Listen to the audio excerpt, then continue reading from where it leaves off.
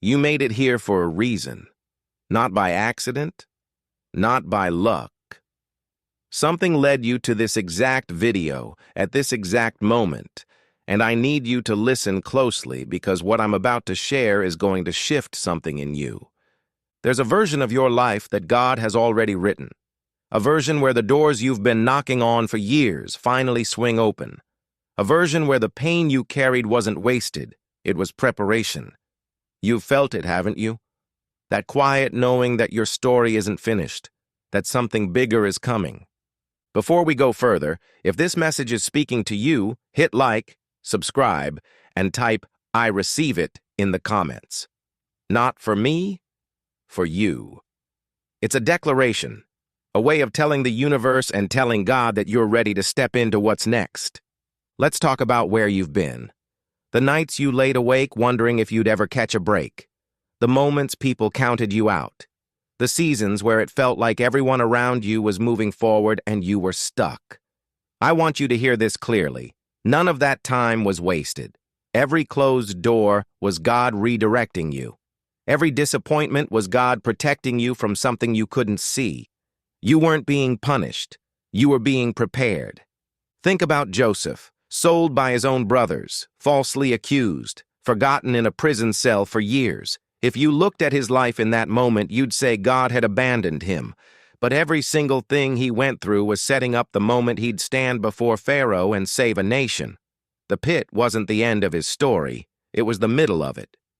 That's you right now. You're in the middle of your story, not the end. Romans 8:28 says, "All things work together for good for those who love God, for those called according to his purpose." Not some things, all things. The heartbreak, the setback, the betrayal, all of it is being woven into something good, even when you can't see the thread yet. Here's what I want you to understand about this season you're in. It's a season of quiet before increase. Farmers don't panic when the field looks empty after planting. They know something is happening underground that the eye can't see. Your breakthrough is underground right now. Roots are forming. And what's forming in the dark is about to show up in the light. Let's talk about identity, because this is where everything changes. You are not what people said about you. You are not the mistakes you made in your 20s, the relationship that fell apart, the job you got fired from, the year you barely held it together. Those are things that happened to you. They are not who you are. Psalm 139 says you are fearfully and wonderfully made. Not an accident. Not a backup plan. Intentional. Before you took your first breath, there was already a purpose stitched into your existence. Think about David for a second. Youngest of 8 brothers, the one nobody thought to call in from the field when the prophet came looking for a king. Overlooked, underestimated, dismissed. And yet he's the one God chose. Not because he was the strongest or the most impressive on paper, but because God doesn't look at what people look at. People look at the outside. God looks at the heart. If you've ever felt overlooked, passed over, like you're always the backup option, I need you to hear this. Being overlooked by people has never disqualified anyone from being chosen by God. Now let's talk about what's ahead, because this is the part that matters most. There is a shift coming in your finances.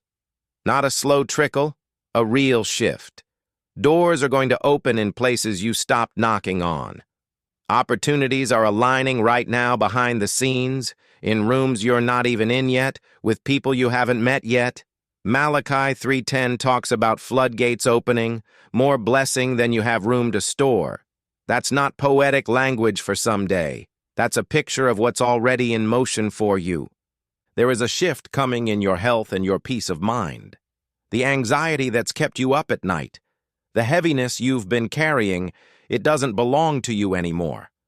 Philippians 4:7 calls it a peace that transcends understanding, meaning it won't make logical sense given your circumstances. You'll just feel it. Calm in the middle of chaos. That's coming. There is a shift coming in your relationships. The people who left, who walked away, who didn't see your worth, they were never meant to be in this next chapter. God is not just replacing what left. He's upgrading it. The right people are already being positioned to walk into your life at exactly the right time. But here's the part nobody tells you. You have a role in this. Faith isn't passive. James 2:17 says faith without action is dead. That means you don't just sit back and wait for the shift. You move like it's already happening. You apply for the job. You have the hard conversation. You take the step even though your hands are shaking. Faith looks like motion, not stillness. Think about Peter stepping out of the boat. The water didn't become solid until his foot moved. The miracle met him in motion, not in hesitation. I also want to address the resistance you're going to feel because it's real. When you start stepping into who you're meant to be, doubt shows up louder than ever. Old fears resurface. People who were comfortable with the old version of you get uncomfortable with the new one. That resistance isn't a sign you're doing something wrong. It's usually a sign you're doing something right. Isaiah 54:17 says, "No weapon formed against you will succeed." Not that no weapon will form, it will, but it won't succeed. There's a difference between being attacked and being defeated. You can be attacked and still walk away standing. Let's talk about timing for a moment because impatience is one of the biggest traps on the way to a breakthrough. Ecclesiastes 3 reminds us there's a season for everything. The waiting season isn't punishment, it's positioning. Some blessings would actually destroy you if they came too early, before you had the wisdom or the character to carry them. So if you're still waiting, consider that maybe you're not being delayed. You're being built. Here's something practical I want to leave you with.